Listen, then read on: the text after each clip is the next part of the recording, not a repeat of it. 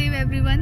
आज हम जा रहे हैं, आज आपको लेके जा रहे हूँ। जैसे कि आपको पता है कि कश्मीर नागों की भूमि है और यहाँ आपने जिस भी जगह का नाम सुना होगा आगे नाग ज़रूर लगता है। अब बात की जाए नाग की, नाग के भी दो मीनिंग होते हैं। कश्मीरी में नाग का मीनिंग होता है नाग मतलब कुंड, स्प्रिंग, और एक नाग हुए जो आपको पता है जैसे शेष नाग और जो बाकी नाग हुए।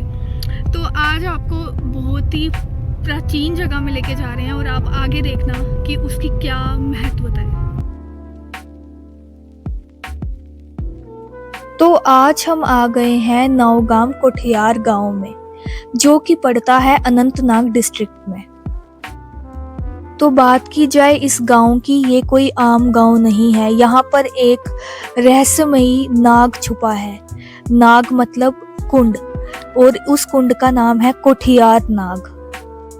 इस पवित्र नाग के बारे में सिर्फ लोकल कहानियां ही नहीं बल्कि इतिहास भी इसका जिक्र करता है। मुगल काल के मशहूर विद्वान अबुल फजल ने अपनी प्रसिद्ध ग्रंथ ऐन अकबरी में इस जगह का वर्णन किया है। उन्होंने लिखा है कि कोठियार गांव में एक गहरा जल स्रोत है जो एक पत्थर के मंदिर से गिरा हुआ है। और सबसे अद्भुत बात, जब इस पानी का स्तर कम हो जाता था तो उसमें महादेव की छवि चंदन के रूप में दिखाई देती थी। ये कोई आम दृश्य नहीं था। लोग मानते थे कि इस पवित्र कुंड में भगवान शिव खुद चंदन के टुकड़ों के रूप में प्रकट होते थे, जो पानी पर तैरते हुए दिखाई देते थे। सोचिए, पानी के बीच प्रकृति के रूप में भगवान का दर्शन होना कितनी गहरी आस्था का प्रमाण है। लेकिन इस जगह की कहानी और भी रोचक हो जाती है। ये कुंड और इसका पत्थर का घेरा एक राजा ने बनवाया था। उस राजा का नाम था राजा मत्सुकुंद, जो दक्षिण भारत से आए थे। कहते हैं कि उस राजा को श्राप मिला था और उनके सर पर सिंग उग आए थे, और उन्होंने अपनी इस तकलीफ से छुटकारा पाने के लिए कई पवित्र स्थलों का दौरा किया, लेकिन कहीं भी उन्हें राहत नहीं मिली। फिर एक दिन जब वो कपटेश्वरा के पास पहुंचे, कपटेश्वरा यानी कोठियार नाग, तो उन्होंने एक अजीब दृश्य देखा। एक घायल कुत्ता जो इस पवित्र जल में प्रवेश करता है और धीरे धीरे बिल्कुल ठीक हो जाता है। ये देखकर राजा हैरान रह गया और फिर उन्होंने भी पूरी श्रद्धा के साथ इस जल में स्नान किया, और कहते हैं कि स्नान के बाद उनके सर के सिंग गायब हो गए। वो पूरी तरह से स्वस्थ हो गए। इस चमत्कार के बाद राजा ने अपनी कृतज्ञता व्यक्त करते हुए इस कुंड और उसके आसपास के मंदिर का निर्माण करवाया। एक सुंदर कश्मीरी शैली का मंदिर बनवाया, जो आज भी इस जगह की प्राचीनता और महानता को दर्शाता है।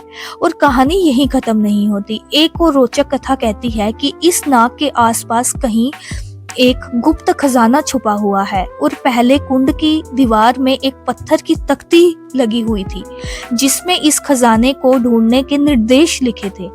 और ये भी लिखा था कि उस धन का उपयोग कुंड और मंदिरों के संरक्षण के लिए किया जाएगा। आज वो तख्ती कहाँ है और खजाना सच में मौजूद है या नहीं, ये आज भी एक रहस्य बना हुआ है।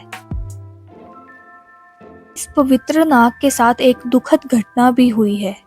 साल 2011 से 12 में जब इसका पुनर्निर्माण हो रहा था, तब सामने स्थित प्राचीन मंदिर अचानक पानी में गिर गए।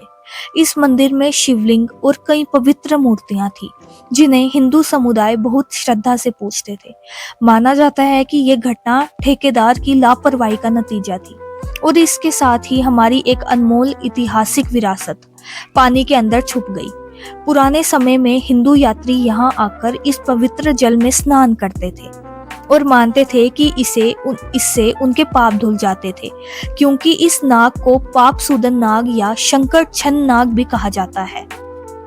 उस समय बैसाखी के अवसर पर हर साल यहाँ बहुत बड़ा मेला लगता था, जिसे अच्छन त्रेय यात्रा कहा जाता है। इस नाग से पाइप के थ्रू पानी ऊपर टैंकी तक जाता है, फिर फिल्टर होके आसपास के गांव के लोगों तक पहुंचता है। लेकिन ये पानी आता कहां से है?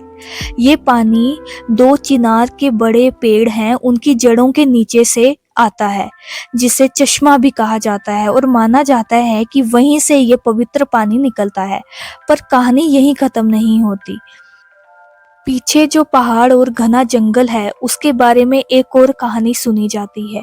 कहते हैं कि जंगल के अंदर एक और रहस्यमयी गुफा है और उस गुफा से ही पांडव यहाँ आते थे भगवान शिव के दर्शन करने के लिए। तो आप सबने कोठियार नाग के दर्शन कर लिए होंगे। कमेंट सेक्शन में ज़रूर बताना आपको कैसा लगा ये मंदिर। ये तो एक मंदिर था लेकिन अब ये एक हिस्टोरिकल साइट बन चुकी है। दुख तो बहुत ज़्यादा है लेकिन खुशी इस बात की है कि ये फिर भी थोड़ा बहुत प्रिजर्व करके रखा है गवर्नमेंट ने। तो आप जब भी अनंतनाग आओ तो यहाँ पे ज़रूर आना। इसकी लोकेशन तो मैंने आपको मेंशन कर ही दी है। तो मिलते हैं अब अगले मंदिर में। तब तक के लिए हर हर महादेव।